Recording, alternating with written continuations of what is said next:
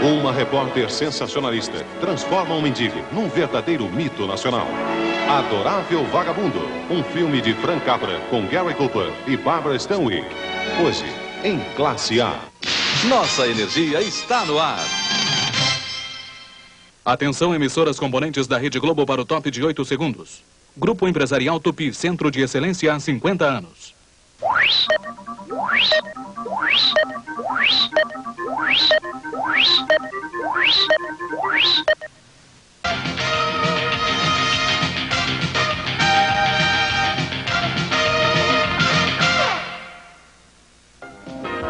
O Jornal da Globo começa agora com os assuntos que foram notícia nesta quarta-feira. Em Porto Alegre, um assalto a banco no centro da cidade termina com a morte de um assaltante e de um refém. Em Pernambuco, usineiros doam 600 hectares de terra ao governo do estado para projetos habitacionais.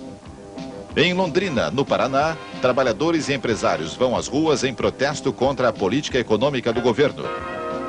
Israel aceita negociar com a Jordânia e o secretário de Estado George Shultz volta a Jerusalém na tentativa de solucionar o conflito entre israelenses e palestinos. Os Estados Unidos suspendem o pagamento pelo uso do Canal do Panamá para pressionar a saída do comandante das Forças Armadas, General Manuel Noriega. Em Brasília, a Constituinte aprova o voto aos 16 anos de idade. E o Conselho de Desenvolvimento Econômico se reúne, mas nada decide sobre o congelamento da URP nos reajustes salariais dos funcionários públicos. E agora, as notícias da noite. As mudanças na política salarial para o funcionalismo público. A decisão do governo não deve sair nos próximos dias. A intenção do presidente é de não anunciar nada enquanto não houver consenso entre os ministros. Foi por esse motivo que o decreto não foi assinado hoje. As medidas continuam sendo estudadas e foram discutidas hoje à noite numa reunião entre o presidente Sarney e os ministros do Planejamento, João Batista de Abreu, e da Fazenda, Maílson da Nóbrega. O encontro foi no Palácio da Alvorada. Depois, o ministro Maílson da Nóbrega ainda retornou ao seu gabinete no Ministério da Fazenda. O ministro Maílson da Nóbrega voltou ao seu gabinete às 9 da noite, dizendo que ainda se estudam várias alternativas para mudanças na política salarial do funcionalismo. Ele negou que uma dessas alternativas seja a do pagamento de metade da URP para o funcionalismo, menos os funcionários de mais baixa renda. Embora desmentindo que esta versão tenha sido apresentada ao presidente, o ministro garantiu que medidas duras para os funcionários públicos virão de qualquer maneira. O objetivo é situar o gasto pessoal do governo dentro das possibilidades do Tesouro Nacional, para que a União não se veja, mais tarde, na situação de alguns estados pobres do país que não tem recurso para pagar a folha do pessoal e vai atrasar o pagamento do pessoal. Mas a ideia de... Não queremos que isso ocorra. É interessante assinalar que para o funcionalismo público não adianta ter um salário incompatível com as possibilidades do Tesouro, porque vai chegar o dia que ele não vai receber o salário.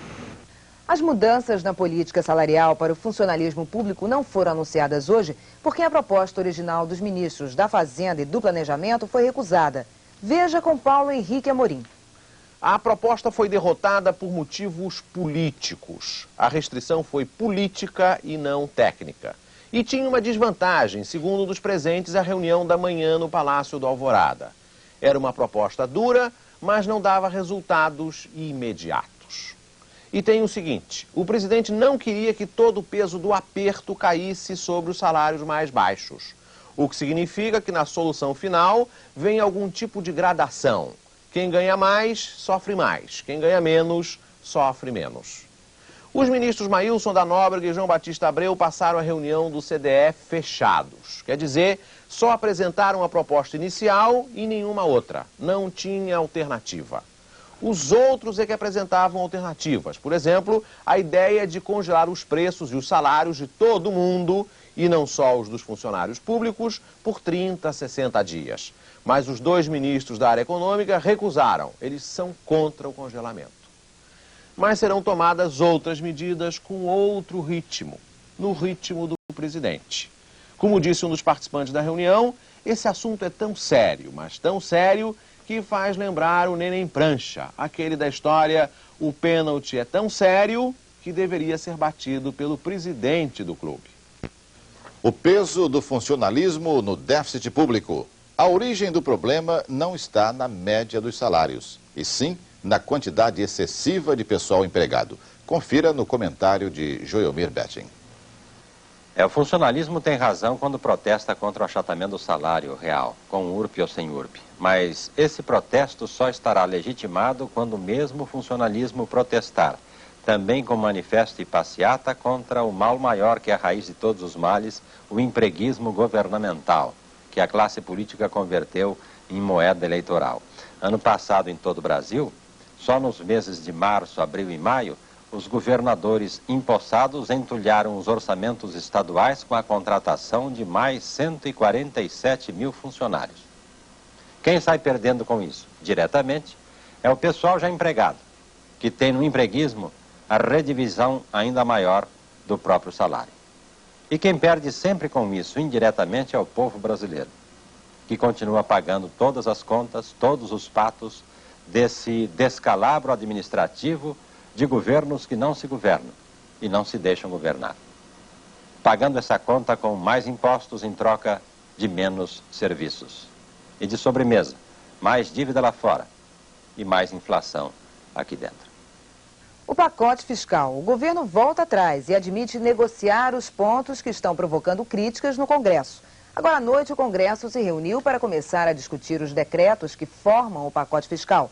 A votação estava marcada para amanhã, mas foi adiada, porque os líderes do governo, o deputado Carlos Santana e o senador Saldanha Derzi, anunciaram que o governo está disposto a negociar e deve apresentar uma proposta amanhã. Por isso, a Frente de Defesa do Consumidor resolveu esperar as negociações.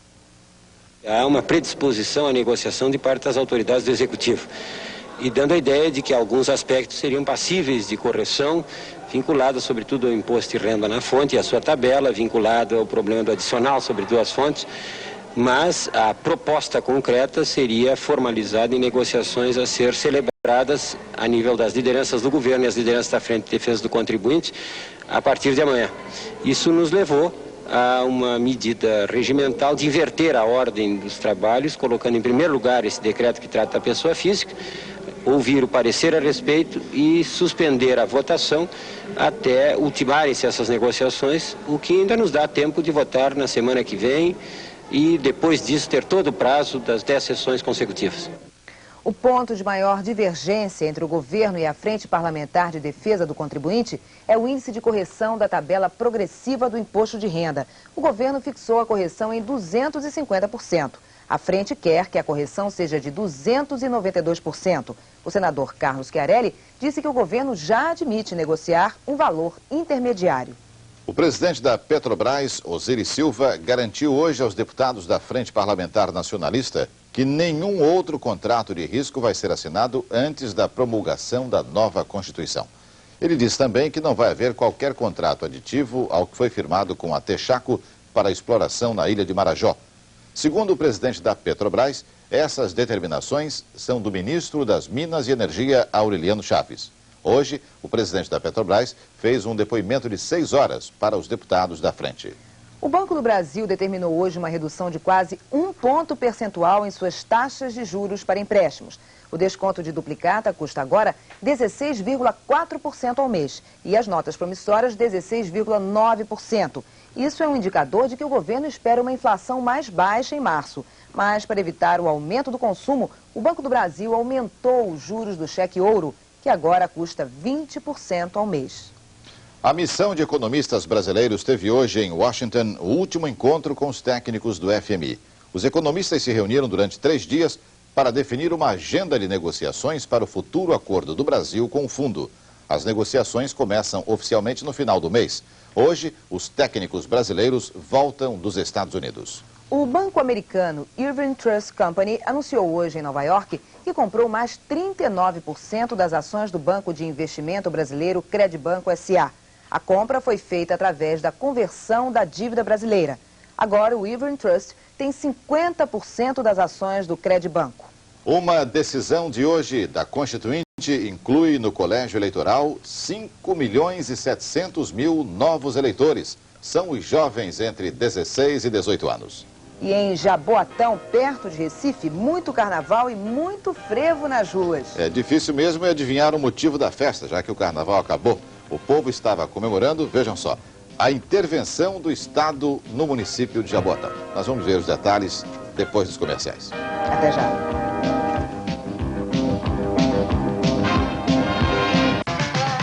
Campeonato Regional de Futebol de Salão. Prepare a sua torcida e vá para as quadras sentir a emoção do maior torneio amador do interior.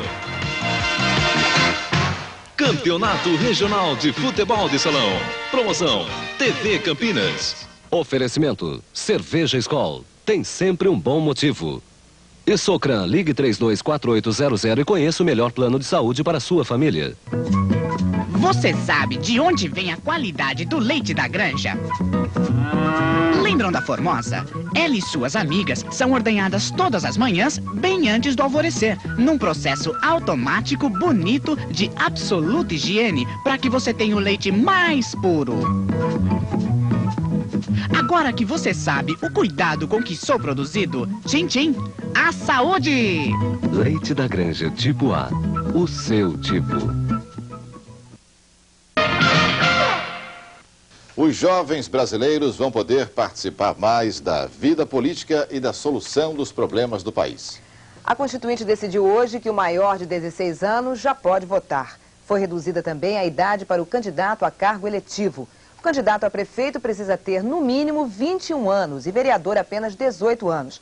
Mas o voto dos jovens de mais de 16 anos é facultativo. Com isso, aumenta o número de pessoas no Colégio Eleitoral Brasileiro em mais de 5 milhões. A população do Brasil em 88 é estimada em 144 milhões de pessoas.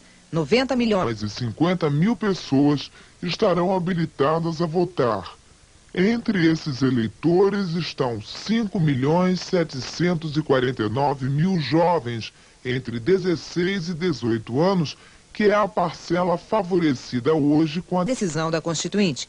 Comparando com a última eleição em 86, o número de eleitores cresceu em mais de 20 milhões de pessoas. No Rio, o desembargador Fonseca Passos diz que o Tribunal Regional Eleitoral tem condições de cadastrar todos os novos eleitores até as eleições municipais de novembro deste ano. Quando esses eleitores têm que ser cadastrados para que eles possam votar? Esses eleitores têm que se inscrever até o dia 6 de agosto, pela lei atual, porque até 100 dias antes das eleições devem estar inscritos todos os eleitores que vão votar. Você acredita que essa nova faixa de eleitores possa mudar os rumos das eleições desse ano? Pelo número de eleitores que se inscreverá, acredito que influenciará sensivelmente as eleições. Mas já é possível ter uma ideia desse número? Não temos essa ideia, mas eu creio, como qualquer um de nós, no bom senso, que deverá ser um número bem elevado. E a Assembleia Nacional Constituinte pode definir 2 temas polêmicos já nos próximos dias. Álvaro Pereira. Os principais líderes do PMDB estão prevendo já para a semana que vem uma definição da Constituinte sobre o mandato presidencial e o sistema de governo. Até amanhã, no máximo, o deputado Ulisses Guimarães quer encerrar a votação do título 2 dos Direitos e Garantias Fundamentais. E na sexta-feira começaria a ser votado o título seguinte sobre a organização do Estado. O deputado Ulisses Guimarães já convocou sessões para sábado e domingo em caráter extraordinário e espera iniciar